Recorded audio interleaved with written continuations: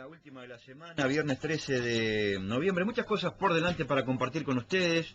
Tenemos mucho material, muchos audios, muchos testimonios. Tenemos también un repaso por algunas actividades, un fin de semana muy intenso en cuanto a eventos organizados por diferentes entidades de Coronel Dorrego. Vamos a comenzar diciendo lo que comentamos en el informativo, porque es lo que se viene en algún ratito. Se va a hacer la campaña del abrazo a las 10 en la plaza, organizada por la Casa Materna Infantil Rayitos Vitati. Después ampliamos, pero queríamos renovar la convocatoria para las 10 en la plaza principal.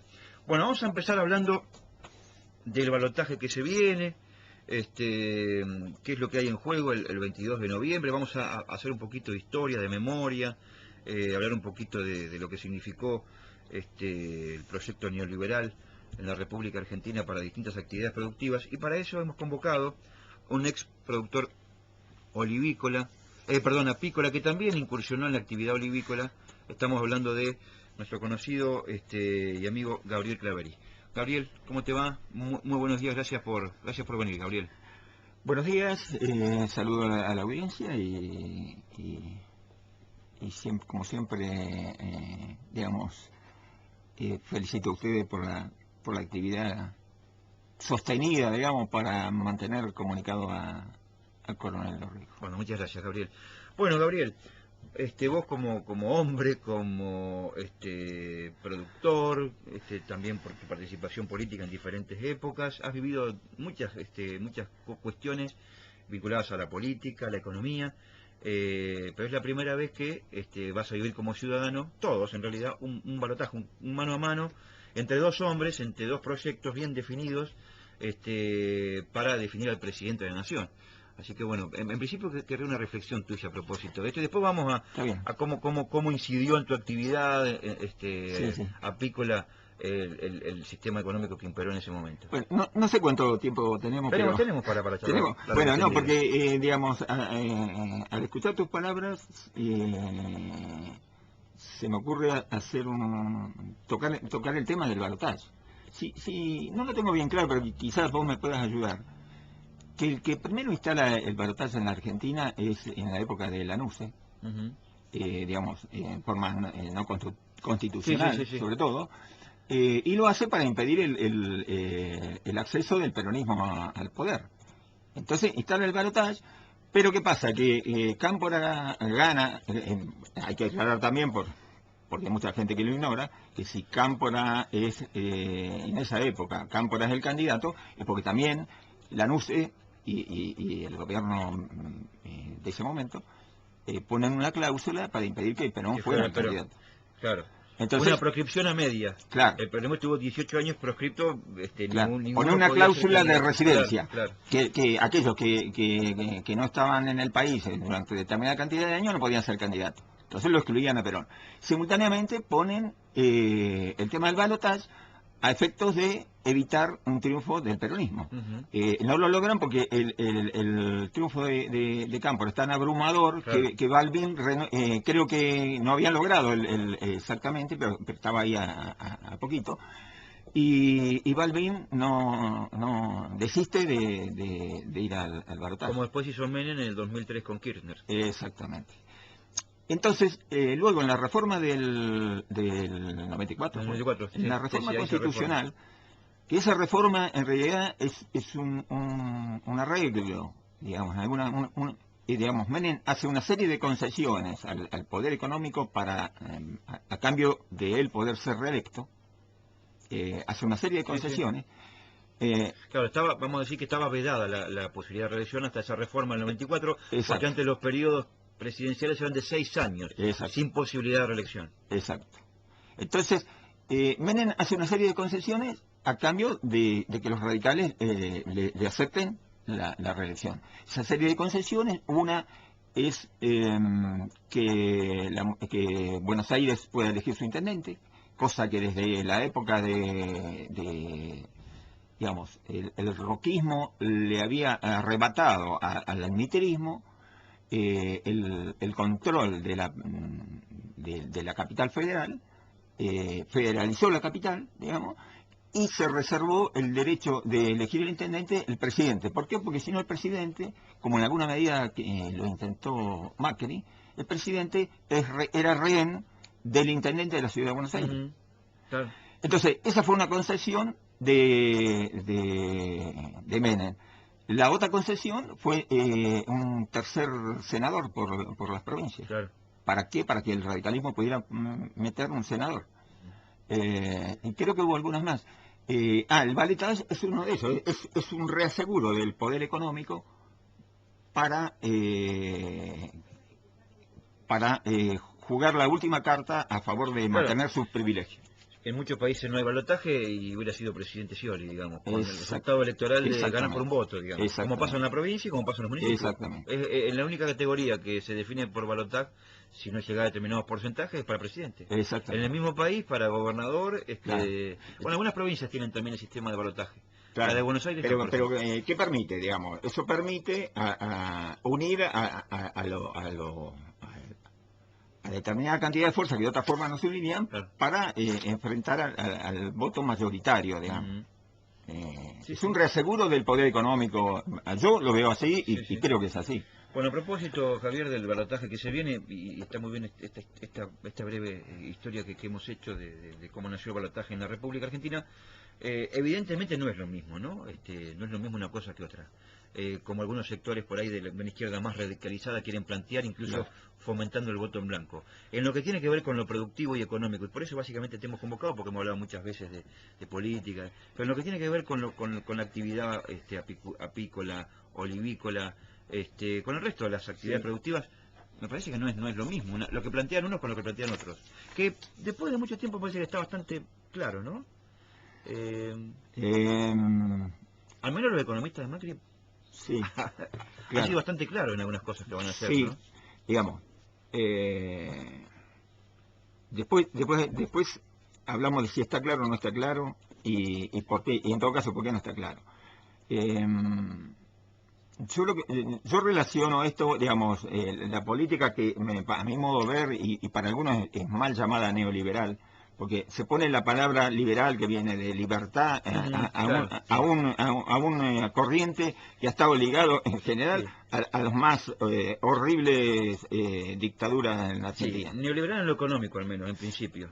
Pero Y tampoco conservador en lo político. pero también es una mentira, a medias, que son liberales en lo económico. Cuando ellos dicen que hay que actuar hay que dejar actuar el mercado y el Estado no tiene que intervenir, es una mentira grandiosa, Ujú. porque Estados Unidos, que se lo ponen como ejemplo, interviene en la economía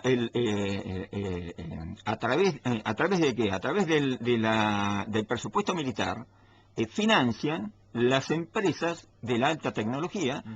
y generan guerras después para producir Sí, además con el sus mercado. productores son proteccionistas incluso. Tienen medidas proteccionistas los productores agrícolas. Pero por supuesto, Ujú. pero a nivel de las grandes empresas usan el Estado en su propio beneficio. Entonces es una mentira Sí, sí, que nos van a es usar el cierto.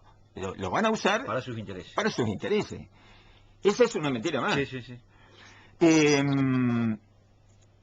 para mí esto es un gobierno, lo que expresa Macri es un gobierno neoconservador, es un conservadorismo del siglo XXI.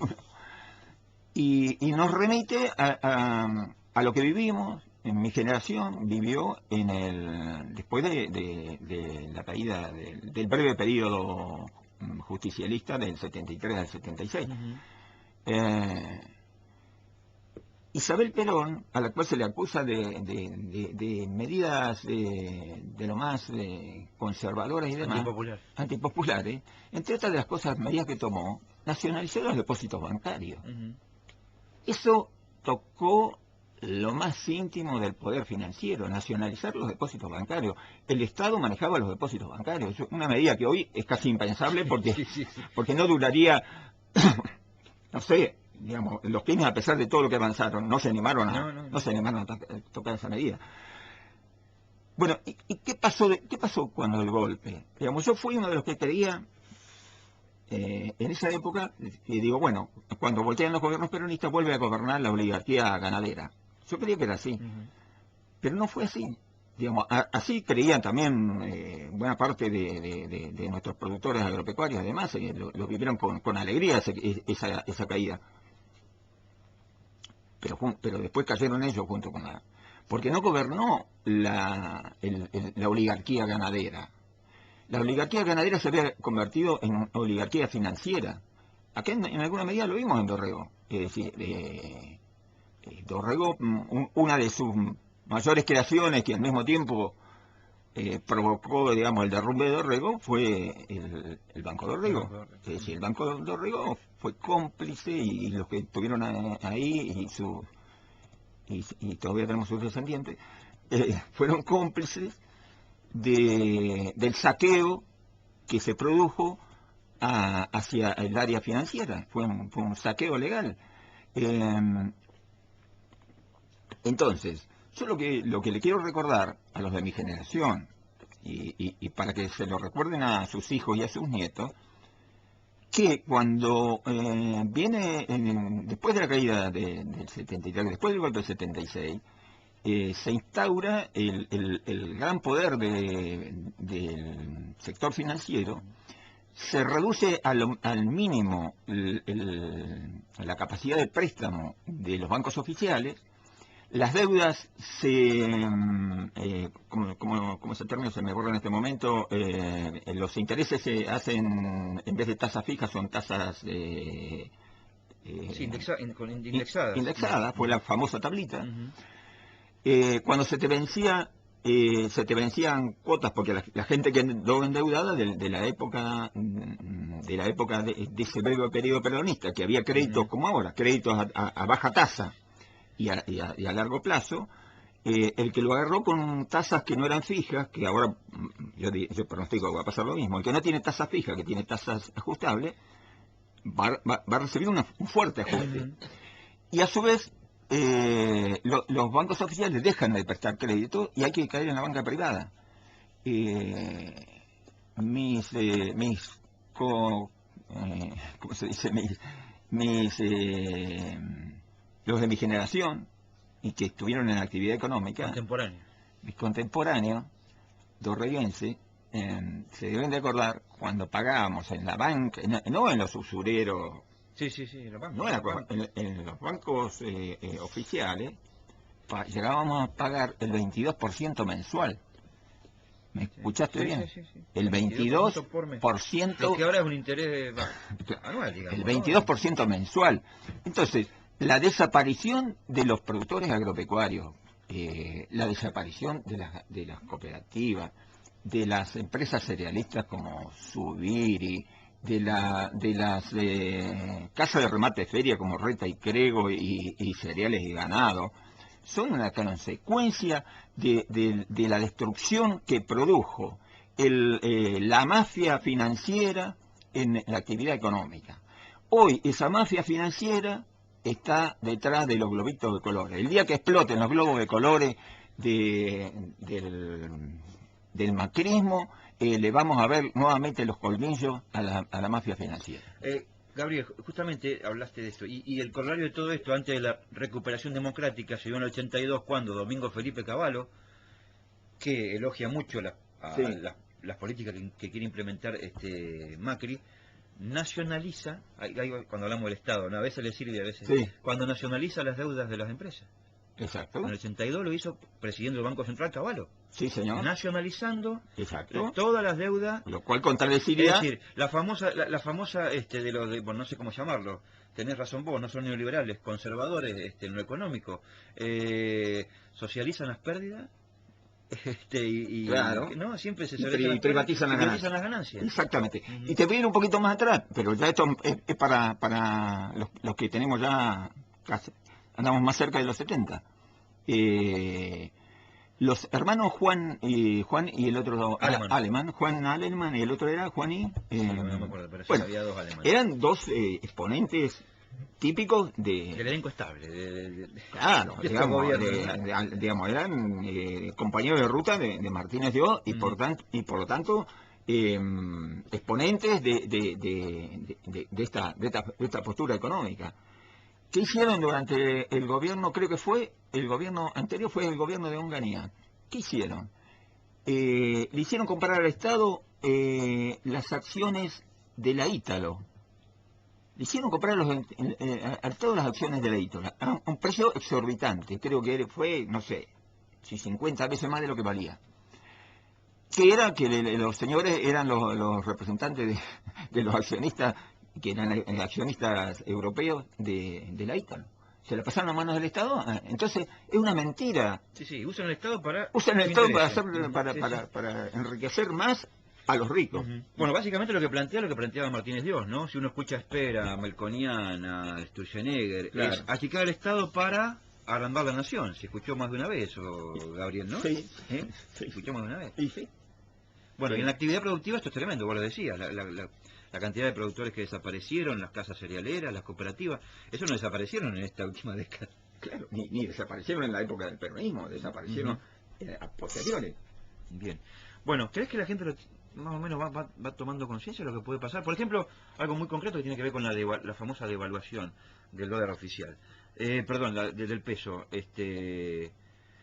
Ahora salió, por ejemplo, Labaña, ex ministro de Economía, del masismo, a decir que muchos de los precios de productos se rigen por el dólar oficial. O sea que una devaluación automáticamente se traslada en el mismo porcentaje a un aumento de precios, Gabriel. Eso es clarito. Pero por supuesto. Ni siquiera hay que hablar de grandes teorías económicas, ¿no? No, eso es cotidiano en la microeconomía. Eso es elemental.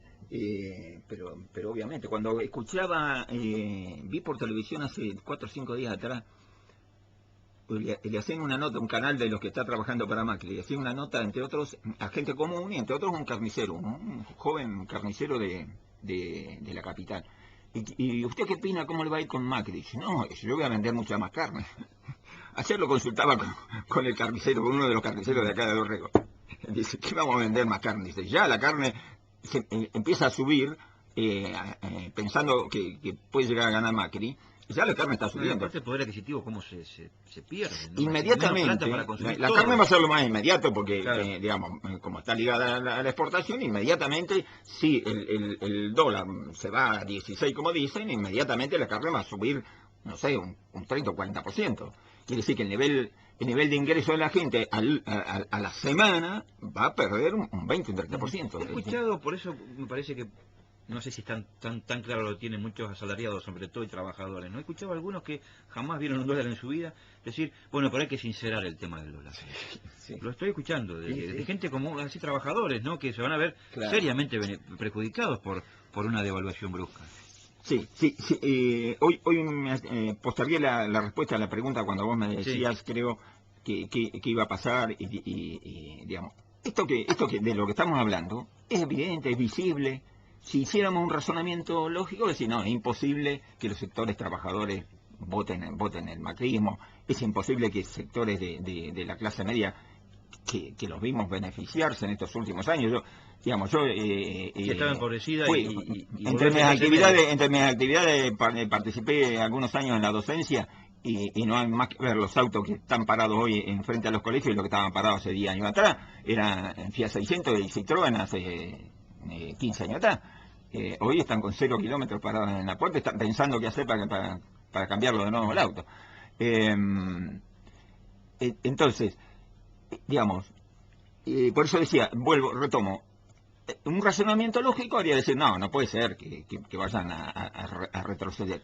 Pero sin embargo, yo no me animo, y menos después de lo que pasó el anterior, yo no me animo a pronosticar que va a ganar Scioli.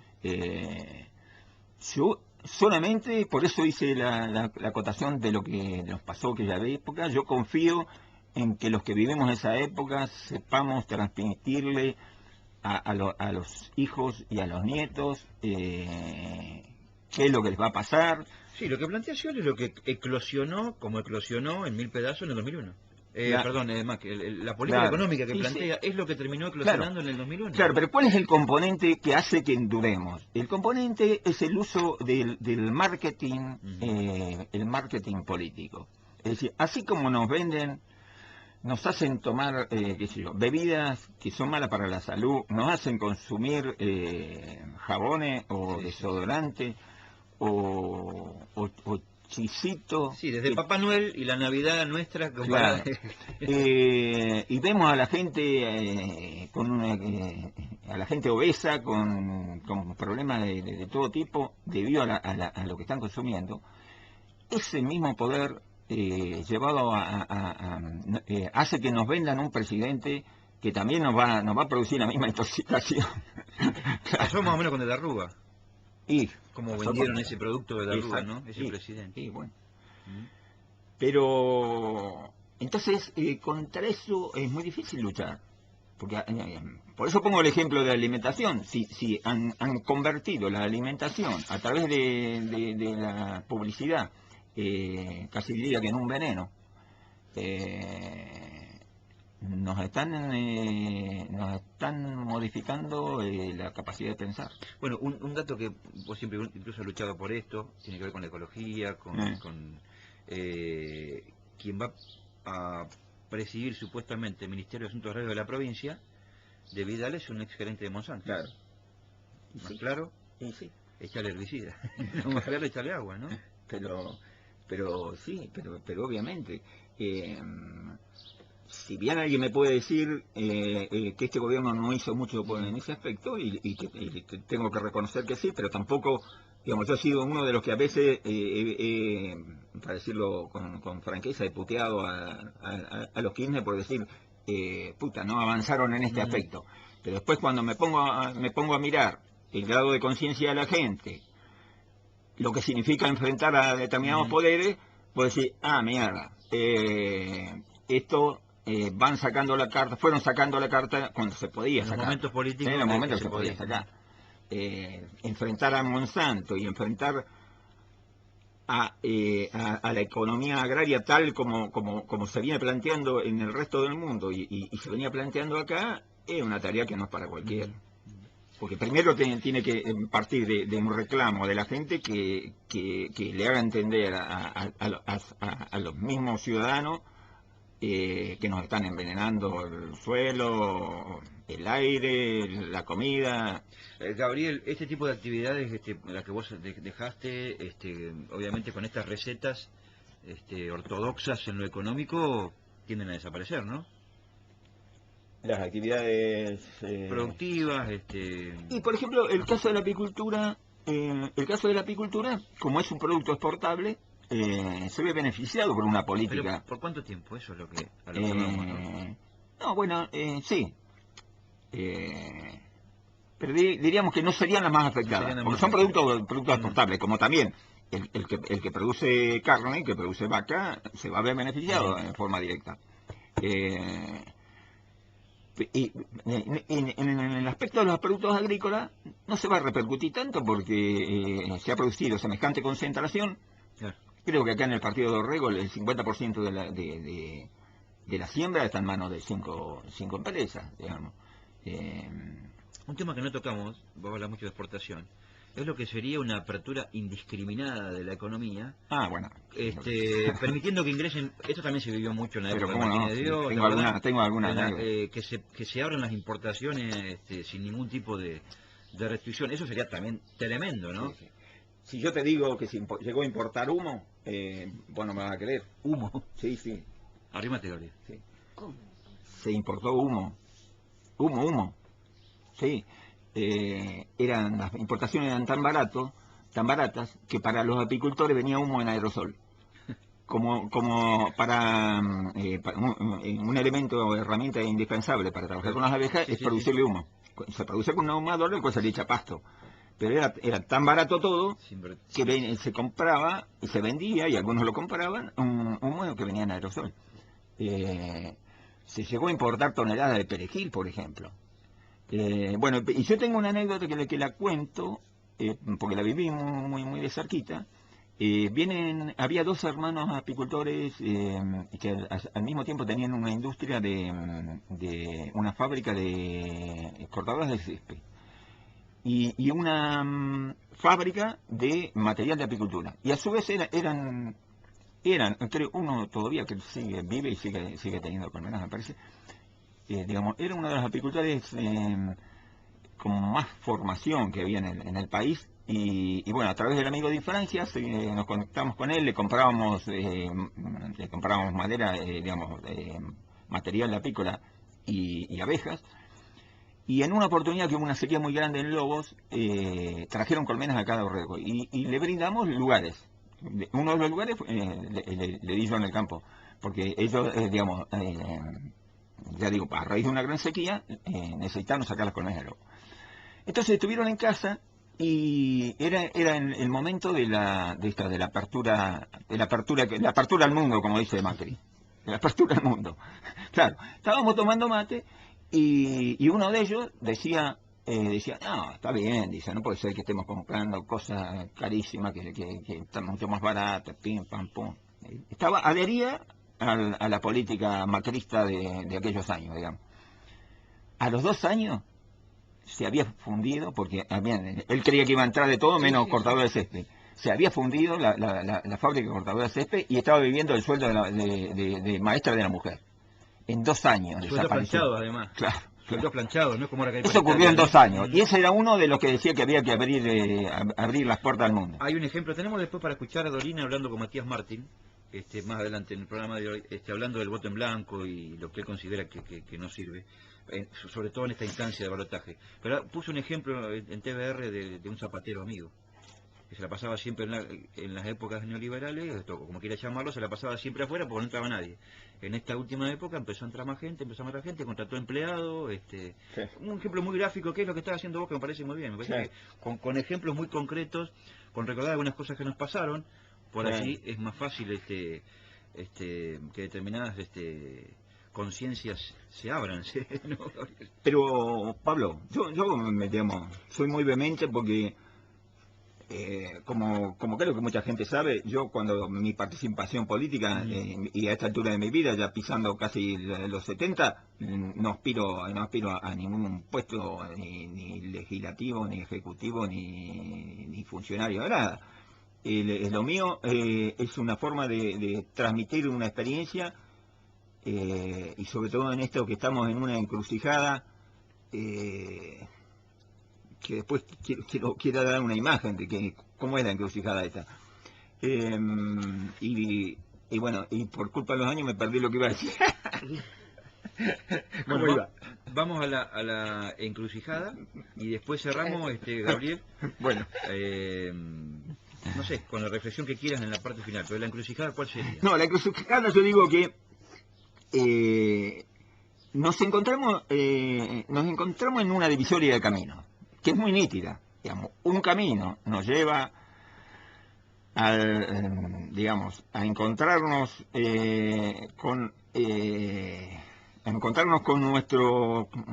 nuestro camino, que es el camino de la producción, el camino de la unidad con otros países latinoamericanos, que nos lleva hacia ahí, que sería lo que se llamó siempre el movimiento nacional, y otro camino que nos lleva exactamente a lo contrario.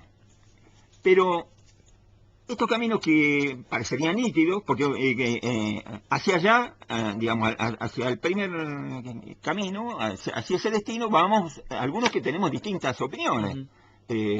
Unos quieren ir más rápido, otros más lento. Pero en el fondo van todos ahí. Pero en el fondo queremos ir ahí. Y hay otro que nos lleva hacia atrás, nos lleva hacia el pasado. Pero ¿cuál es el problema? No es nítida la diferenciación. Es como si entramos en una rotonda.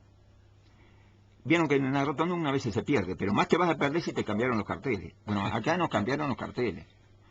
Les cambiaron los carteles. Y algunos creen que van hacia el progreso, claro. Y en realidad, si vos escuchás el discurso cuando quieran acordar, van a ver y van a decir, pero ¿cómo kilómetro tanto? Digamos, estamos retrocediendo. Claro, si vos escuchás el discurso de Macri, claro. El día que gana el balotaje por muy poquito, Rodríguez Larreta, que le agarró un ataque abrupto de peronismo. Exacto. Bueno, vos decís, pero sabemos que no es eso, ¿no? Ahí es donde yo digo que nos cambiaron los carteles. Hay un cartel que señala que va para tal lado y en realidad estás volviendo para atrás. Bueno, a nivel local, Gabriel, vos estás participando, ya dejando de lado, sí. Estás trabajando en el justicialismo, sí. Estás trabajando en la campaña de Scioli, ¿no? Sí, sí, sin duda. ¿Casa Bueno, por casa es la tarea también? y ahora llegan las boletas y se van a repartir casa por casa. Bien. Se hace todo lo posible, Ujú. pero a mí me da la impresión, si bien estamos trabajando, digamos, en todo sentido, pero me da la impresión que la cosa se define en el hogar hoy en día. Se define ahí, porque se ha dicho, ya todo está dicho. Sí, sí, sí. Se define ahí, en la mesa familiar. Por eso le pido a los abuelos que le cuenten, que le cuente por lo menos lo que hacen la misma asociación que yo. Y bueno, y esperemos. Bueno. Gabriel, una breve referencia, porque Sí. fuiste parte también de lo que fue el armado de la lista, de lo que yo Sí. siempre digo fue la recuperación muy rápido del Sí. peronismo en cuanto en cantidad de votos, porque no hemos hablado con vos, Sí. me imagino que satisfecho por el trabajo que hiciste y por los resultados que se consiguieron, ¿no? Muy satisfecho. Digamos, yo fui uno de los que participó en la renovación del PJ. Ujú. Eh, yo, una de las cosas que sentía, sentía cierta... Escepticismo. no escepticismo, pero ¿cómo puedo decir? No me sentía bien perteneciendo a una comunidad donde el Frente para la Victoria, imagínense que debe haber sido uno de los pocos lugares en el país donde llegó a no tener representantes. Es Digamos. cierto, el único, en la Claro. provincia, el único. Entonces me sentía como ciudadano, como integrante del movimiento nacional, me sentía mal. Así que hice un esfuerzo, digamos, y creo haber aportado bastante para llegar a lo que llegamos. Incluso, voy a comentar 200 días antes, Sí, yo pongo este ejemplo, 200 días antes, cuando tuvimos un candidato, si hacíamos una encuesta, 200 días antes de las elecciones generales, el 98% de la población no sabía quién era Osvaldo Barcelona. Digamos, fue una jugada arriesgada. pero perdóname una infidencia. Creo que vos fuiste uno de los pocos que en su momento había un plan A, no, y bueno, y Osvaldo fue un poco el plan B de algunos, y entre algunos Sí, eras vos. porque me discutí con algunos que querían hacer una encuesta y yo entre otras cosas dije, si a Kirchner, salvando la distancia, ¿no? Si a Kirchner, a Lula, a, Evo. a Evo, al Correa. uruguayo, bueno, ponele, y a Pepe Mujica, hubieran hecho 5 años antes una encuesta, ninguno ni figuraba. Qué sé yo, Lula era un dirigente metalúrgico, era un tornero. Era tornero. Evo un cocalero, Pepe Mujica, Un tupomaro. sí, con pinta de un chacarero. Ninguno hubiera pasado una encuesta. Entonces yo me resistía a eso. Yo digo, no, el candidato lo tenemos que elegir nosotros y lo tenemos que apoyar y proyectar. Bueno, fue mucho más rápido de lo que pensábamos. Fue muchísimo más rápido. Porque en 200 días se instaló y estuvimos a 30, o todavía estamos, a 30 votos de igualar la cantidad de concejales con el radicalismo. Bueno, el tema es que he hablado también con otros dirigentes, es no digo aburguesamiento, pero bueno, ahora se recuperan dos concejales, el trabajo tiene que seguir porque si no, así como la ciudadanía te respalda, después si ve que hay una inacción, No, sí, también pero- te quita el apoyo. No, hay un compromiso en general desde el principio, un compromiso de continuar. Digamos, una de las mayores reproches que nos hacía la gente cuando ni hablar cuando íbamos a Oriente o al Perdido, es que muchos ex concejales no habían aparecido por ahí. Gabriel, muchas gracias por venir. Bueno, gracias nuevamente a ustedes. Gabriel Claverí, hablando de muchas cosas, de política, haciendo un poco de historia y fundamentalmente...